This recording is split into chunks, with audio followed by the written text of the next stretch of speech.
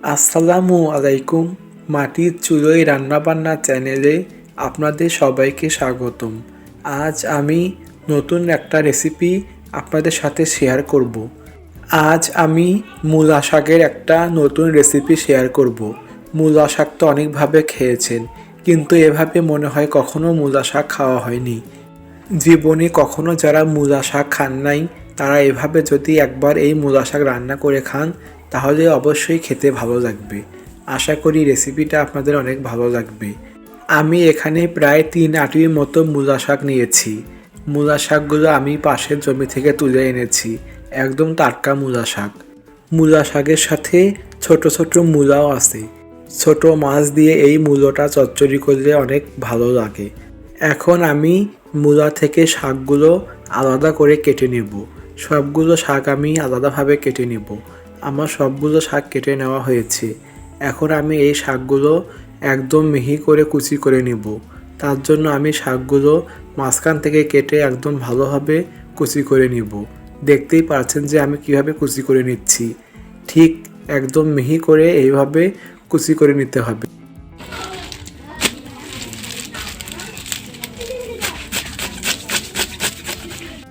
আমার সবগুলো শাক কুচানো হয়েছে। এখন আমি এই শাকগুলো পরিষ্কার করে ধুয়ে নিব। আমি এখন শাকগুলো পরিষ্কার করে ধুয়ে নিয়ে আসব। দেখুন আমার শাকগুলো কত সুন্দর করে আমি পরিষ্কার করে ধুয়ে নিয়েছি। এখন আমি এই শাকের জন্য যা যা লাগবে তা নিয়েছি। আমি এই শাকের মধ্যে আলু দিয়ে দেব। তার জন্য আমি এখানে নিয়েছি মাঝারি সাইজের 3টা আলু, আর নিয়েছি মাঝারি সাইজের 3টা পেঁয়াজ, আর নিয়েছি একটা রসুন, আর নিয়েছি 15টা কাঁচামরিচ। এখন আমি আলুগুলোর খোসা ছাড়িয়ে নিব। তারপর আমি পেঁয়াজ 3টারও খোসা ছাড়িয়ে নিব। পেঁয়াজ 3টার খোসা ছাড়ানো হয়ে গেলে আমি রসুনটারও খোসা ছাড়িয়ে নিব। এখন আমি আলুগুলো কুচি করে কেটে নিব। আলুগুলো আমি বেশি মিহি করে কোচাবো না, আবার খুব বেশি মোটা করেও কোচাবো না। দেখুন আমি কিভাবে কুচিয়ে নিয়েছি। এভাবে সবগুলো আলু আমি কুচিয়ে নেব। এই শাকের রেসিপির জন্য এইভাবেই আলু কোচাতে হয়। এখন আমি আলু আর পেঁয়াজ, মরিচ, রসুন সব কিছু পরিষ্কার করে ধুয়ে নিয়ে এসেছি। এখন আমি পেঁয়াজটাও কুচিয়ে নিব।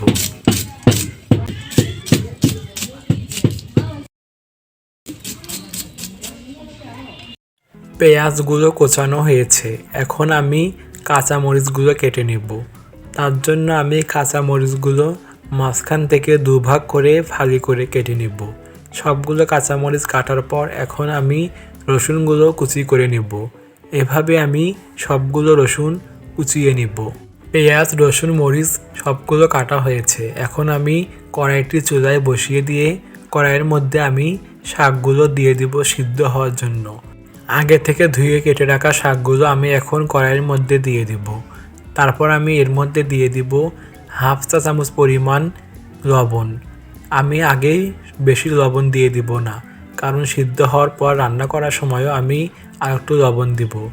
এভাবে কয়েক মিনিট ঢাকনা দিয়ে ঢেকে আমি শাকগুলো একদম ভালোভাবে সিদ্ধ করে নেব। কয়েক মিনিট পর আমি ঢাকনাটি উঠিয়ে নেব। এখন দেখতেই পাচ্ছেন যে শাকগুলো প্রায় সিদ্ধ হয়ে গেছে। এখন শাকগুলো অনবরত নেড়ে যখন দেখবেন যে শাকের মধ্যে পানি শুকিয়ে এসেছে, তখন কড়াই থেকে শাকগুলো উঠিয়ে নিতে হবে। এখন আমি সবগুলো শাক কড়াই থেকে উঠিয়ে নিব।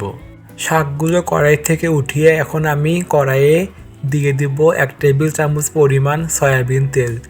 এখন আমি পেঁয়াজ কুচি দিয়ে দিব। দিয়ে দেব রসুন কুচি। তারপর আমি দিয়ে দিব 2টা তেজপাতা। তারপর দিয়ে দেব কেটে রাখা কাঁচামরিচ। এখন পেঁয়াজ, মরিচ, রসুনগুলো কিছুক্ষণ ভালোভাবে নেড়ে নিব।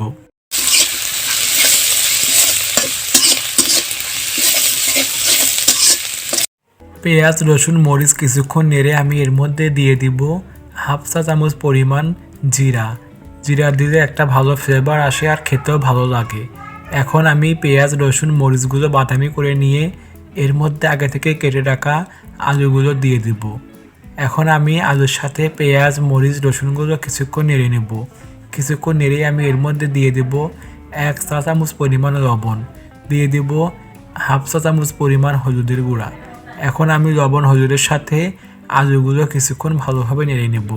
কিছুক্ষণ ভালোভাবে নেড়ে আমি ঢাকনা দিয়ে ঢেকে দেব। এভাবে ঢাকনা দিয়ে ঢেকে 2 থেকে 3 মিনিটের মতো আমি আলুটা সিদ্ধ করে নেব। আমি একবারে ঢাকনা দিয়ে ঢেকে আলুগুলো সিদ্ধ করে নিয়েছি।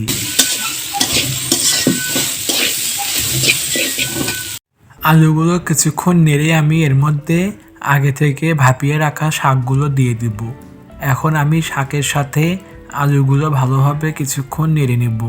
কিছুক্ষণ নেড়ে আমি এর মধ্যে দিয়ে দিব হাফ চা চামচ পরিমাণ লবণ, কারণ আমি শাকের মধ্যে আগে হাফ চা চামচ পরিমাণ লবণ দিয়েছি। এখন আমি আবারও হাফ চা চামচ পরিমাণ লবণ দিয়ে দিলাম। এখন আমি শাকগুলো কিছুক্ষণ ভালোভাবে নেড়ে নিব।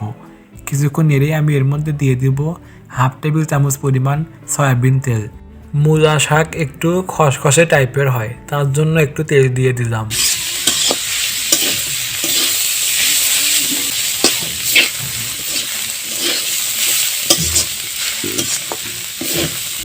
আমার শাকটা ভাজা হয়েছে। যখন দেখবেন যে শাকগুলো ভাজা ভাজা হয়েছে, তখন চুলা থেকে শাকগুলো নামিয়ে নিতে হবে। আমি এরকম ভাজা ভাজা করে চুলা থেকে শাকগুলো নামিয়ে নিয়েছি। আপনারা দেখতেই পাচ্ছেন যে আমার শাক ভাজাগুলো কত সুন্দর হয়েছে।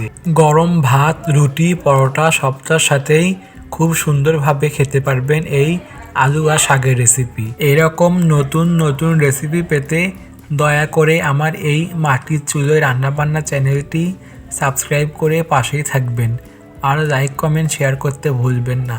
তো বন্ধুরা, আজকে এই পর্যন্তই। সবাই ভালো থাকবেন।